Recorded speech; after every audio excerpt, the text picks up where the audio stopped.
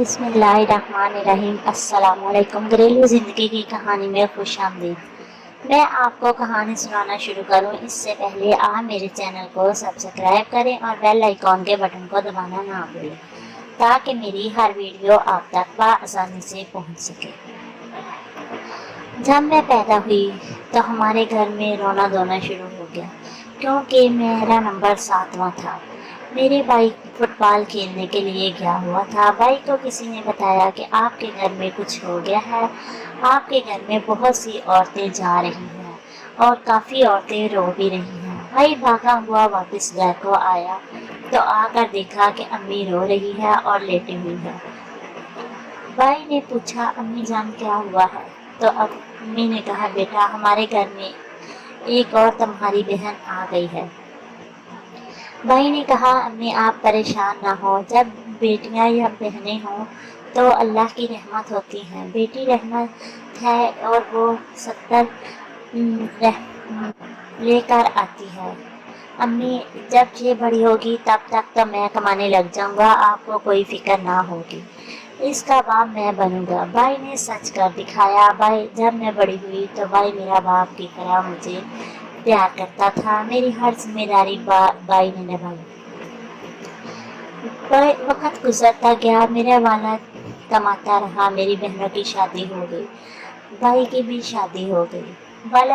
मैं बहुत छोटी थी जब वालिद मिस्त्रियों का काम करता था तो छत से गिरा, नीचे गिरा तो टांग टूट गई। तो उसके बाद भाई ने अब्बू को काम छुड़वा दिया। अब भाई सारी जिम्मेदारी खुद निभाते थे। अब्बू को घर की कोई फिक्र ना करने देते। अब्बू घर में फारग ही रहते, नमाज पढ़ते, रोज़ा रखते और कुरान पाक पढ़ते। अब्बू अल्लाह अल्लाह किया करते थे।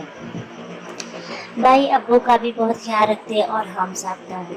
बाकी 5 बहनें शादीशुदा थी। अब भाई की भी शादी हो चुकी थी। हम 2 बहनें कंवारी थी, दोनों पढ़ रही थी। बड़ी आपी ने जब मैट्रिक किया उसके बाद आगे एडमिशन ले लिया। बीए किया तो बड़ी आपी ने अपने देवर के लिए रिश्ता पूछ लिया। वो ब्याह कर अपने घर चली गई। लेकिन जब मैंने मैट्रिक किया तो मैंने तलीम को खैराबाद कह दिया। अम्मी अब्बू भाई भाभी सब मुझे बार बार समझाते कि तुम आगे पढ़ लो, लेकिन मैंने कहा मुझे पढ़ाई से कोई लगाव नहीं, मैंने नहीं पढ़ना, मुझसे पढ़ा नहीं जाता, मैंने आगे तलीम छोड़। अब भाई मुझसे बहुत ज़्यादा प्यार करते थे। वो मुझे अक्सर कहते कि इसने पढ़ा नहीं है तो इसकी थोड़ी जहेज़ मैं ज़्यादा दूंगा, लेकिन ये नसीब की बात होती है। मुझे जहेज़ बिल्कुल भी पसंद ना था। मैं अक्सर कहती कि मैं अल्लाह की पनाह मांगती हूँ जहेज़ से, मुझे जहेज़ नहीं चाहिए। मैं भाई से तो कुछ ना कहती, लेकिन मैं अपने दिल में अक्सर कहती। जब हम घर में सारी बहनें भाभी बैठी होती तो मैं कह देती कि मैं तो चाहती हूँ कि मेरी शादी ऐसी जगह हो जहाँ कोई जहेज़ ना ले। और वैसे भी हमारे घर में अक्सर भाई कोई कागज़ पकड़ा देता तो वो कागज़ कोई ना कोई कहीं रख देता तो अक्सर गुम हो जाता, तो भाई बहुत ज़्यादा नाराज़ होते। मैं अक्सर कहती कि ना तो मेरे शोहर के कोई कागज़ हों और ना ही वो मेरा शोहर ऐसा हो जो मेरे वालिदैन से जहेज़ की तलब ना करे। वक्त गुजरता गया। मेरी बड़ी आपी जिसने मेरी बड़ी बहन का रिश्ता लिया था, उन दोनों ने ही मेरा भी रिश्ता मांग लिया अपने देवर के लिए। अब मेरी मंगनी भी मेरी खाला और बहनों के घर हो गई। वक्त और हालात, जब इंसान सच्चे दिल से कुछ रब से मांगता है तो अल्लाह तबारक ताला ज़रूर देता है। वो किसी इंसान को मायूस नहीं करता। मुझे ख्वाहिश थी कि मैं जहेज़ ना लूँ, मुझे जहेज़ बिल्कुल भी पसंद ना था।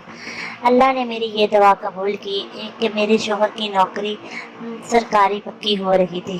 उसने अपने घर वालों को बताया। घर वाले तो मान ना रहे थे, लेकिन फिर भी उन्होंने कहा आखिर ये सरकारी नौकरी है। उन्होंने मेरे बड़े भाई से बात की। भाई ने कहा जैसे आप लोग कहें हम राज़ी हैं। मेरी 8 दिन के अंदर तारीख मुकर्रर हुई और मैं ब्याह कर अपने ससुराल में आ गई। 8 दिन में कोई जहेज़ ना तैयार किया गया, सिर्फ चंद 10 कप सूट थे मेरे जहेज़ में और कुछ ना था। मुझे ब्याह कर मेरे ससुराल में आ गई। मेरे ससुराल वाले भी अच्छे थे, लेकिन मेरा शोहर बहुत ज़्यादा अच्छा था। वो मुझसे बहुत ज़्यादा प्यार करता था। اب میں بیاہ کر اس گھر میں آئی، میرے شوہر سے اکثر مذاق بھی کیا جاتا کہ تمہاری شادی تو ہو گئی، یہ نوکری ووکری کا معاملے میں تمہارے کیا سچ میں تم کہتے تھے یا مذاق کرتے تھے؟ نوکری تو تمہاری پکی ہو گئی، لیکن اس میں نکاح نامے کی کیا ضرورت تھی؟ تو وہ بھی اکثر کہتا کہ کرنل کوئی کسی کے پیچھے جھوٹ نہیں بولتا، یہ ہمارے کرنل کا ہی حکم تھا۔ میرے شوہر مجھ سے بہت زیادہ پیار کرتے تھے، وہ کبھی بھی مجھے کسی چیز کی ضرورت آتی تو فوراً ہی لے کر دے دیتے، وہ مجھ سے بہت پیار کرتے تھے۔ پھر اللہ تبارک تعالیٰ نے 1 سال کے بعد ہمیں ایک پیاری سی بیٹی دی، لیکن اسے نگاہوں سے محروم رکھا، اس کی نظر نہ تھی۔ ہم اللہ تبارک تعالیٰ سے رو رو کر دعا کرتے کہ الہی اس کی نظر دے دو۔ ہم نے ڈاکٹر سے بھی دوائی لی، پھر ایک اور بیٹی ہوئی، وہ بالکل ٹھیک تھی، تندرست تھی، نظر بھی تھی۔ پھر تیسری بیٹی ہو گئی۔ میرا شوہر اللہ تعالیٰ کا شکر ادا کرتا اور کہتا کہ تم بیٹیوں سے پریشان نہ ہوا کرو، جب تم ساتھ میں تھی تو تم سے کوئی پریشان تمہارا والد ہوتا تھا؟ انکل جان تم سے بہت زیادہ پیار کرتے تھے، اسی طرح میری بچیاں بھی مجھے بہت پیاری ہیں، یہ تو 7 رحمتیں لے کر آتی ہیں، اور بیٹے جو ہوتے ہیں وہ والد کی جائیداد بٹاتے ہیں، لیکن بیٹیاں جو ہے وہ پیار بٹاتی ہیں، دکھ بٹاتی ہیں۔ اللہ تبارک تعالیٰ نے ہمیں ان کے نصیب کا بہت زیادہ دیا۔ جب ایک بیٹی پیدا ہوئی تو اللہ تبارک تعالیٰ نے ان کی پروموشن کر دی، دوسری بیٹی ہوئی تو گاڑی لے کر دے دی کمپنی نے، جب تیسری بیٹی پیدا ہوئی تو ہمارے خوبصورت مکان ہم دن بدن ترقی کرتے گئے، شوہر کی تنخواہ بھی بڑھ گئی۔ اب میرا شوہر خوب محنت کرتا تھا، ہر چیز خرید کر دے دی، ایسی چیزیں مجھے خرید کر میرے شوہر نے دی کہ میری دوسری بہنوں کے گھر میں بھی نہ تھی۔ میری دوسری بہنیں بھی بہت زیادہ خوش ہوتی اور میرے میکے والے بھی، یعنی میرا بھائی اور میری امی ابو بھی بہت زیادہ خوش ہوتے کہ حفیظ کے گھر میں سب چیزیں ہیں، سبھی نعمتیں ہیں، اللہ تبارک تعالیٰ نے اسے بہت کچھ دیا ہے۔ میری بہنیں بھی بہت زیادہ خوش تھی کہ ہماری بہن کو دہیج نہیں تو کیا ہوا، لیکن اسے ضرورت کی کوئی بھی چیز ایسی نہیں جو اس کے گھر میں موجود نہیں۔ پھر اللہ تبارک تعالیٰ نے مجھے ایک چاند سا بیٹا دیا، 3 بیٹیوں کے بعد بیٹا ہوا، وہ بہت ہی پیارا تھا، لاڈلا بھی تھا۔ میں اپنی بیٹیوں اور مجھ سے بھی بہت زیادہ پیار کرتی تھی اور ان کا والد بھی۔ اب میرے بیٹے سے بھی ہم بہت زیادہ پیار کرتے ہیں۔ میری شادی کو 9 سال ہو گئے ہیں، ہم دونوں میاں بیوی بہت زیادہ خوش ہیں اور اپنے گھر میں اپنے بچوں کے ساتھ رہتے ہیں۔ اللہ تبارک تعالیٰ نے مجھے خوبصورت مکان دیا ہے، ہر چیز دی ہے، ایک سے بڑھ کر ایک چیز ہے، کسی بھی چیز کی میرے گھر میں کمی نہیں، ہر عیش و آرام میرے گھر میں ہے۔ حالانکہ میرے خاندان میں بھی دوسرے لوگوں کے گھر کم چیزیں ہیں اور میرے گھر میں زیادہ۔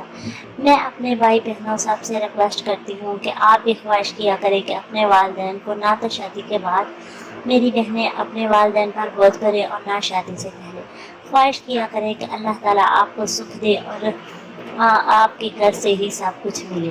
اور میں اپنے بھائیوں سے بھی ریکویسٹ کرتی ہوں کہ جب آپ بہو یا بیوی بیاہ کر لائیں تو جہیز کے ساتھ نہیں اپنی بیوی کو لے کر آئے، یہ سوچ کر کہ اللہ تعالیٰ ہمارے گھر میں اسے رحمت بنا دے تاکہ آپ کا گھر جنت بن جائے۔